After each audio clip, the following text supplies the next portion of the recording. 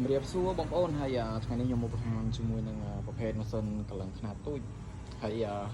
ម៉ាស៊ីនហ្នឹងតាំងពីខ្ញុំយកមកអត់ទាន់បានកេះបើកកេះមើលអញ្ចឹងបងប្អូនហើយថ្ងៃហ្នឹងខ្ញុំមកបើកកេះមើលនៅក្នុងស្តុបមាន2គ្រឿងបងប្អូនសល់2គ្រឿង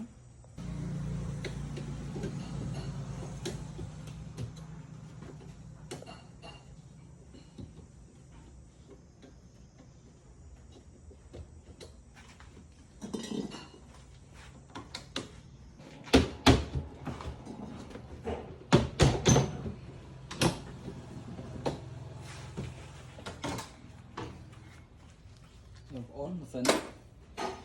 ប្រភេទម៉ាស៊ីនថ្មីអញ្ចឹងបងហើយម៉ាស៊ីនគឺ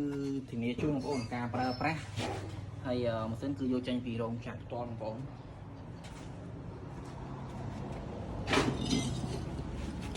កលឹងគ្រឿងមុំអីគឺកលឹងស្រួលបងប្អូនប្រើស្រួលຂະຫນាតហ្នឹង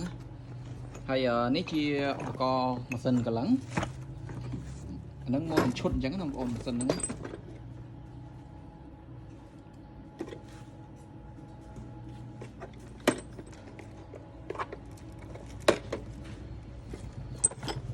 មានម៉ាសេតបងប្អូនម៉ាស៊ីនកលឹង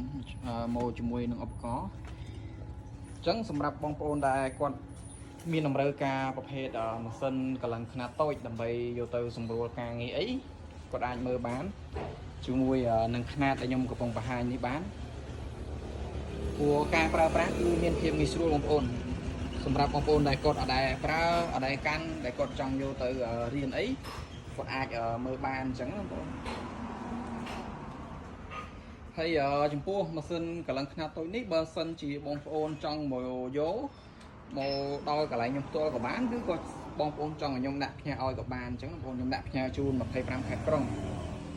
ហើយសម្រាប់បងប្អូនដែលគាត់អត់ចេះប្រើគាត់ចង់រៀនប្រើខ្ញុំអាចបរៀនពីរបៀបកលឹងម៉ាស៊ីនកលឹងខ្នាតតូចនេះបានអញ្ចឹងបងប្អូន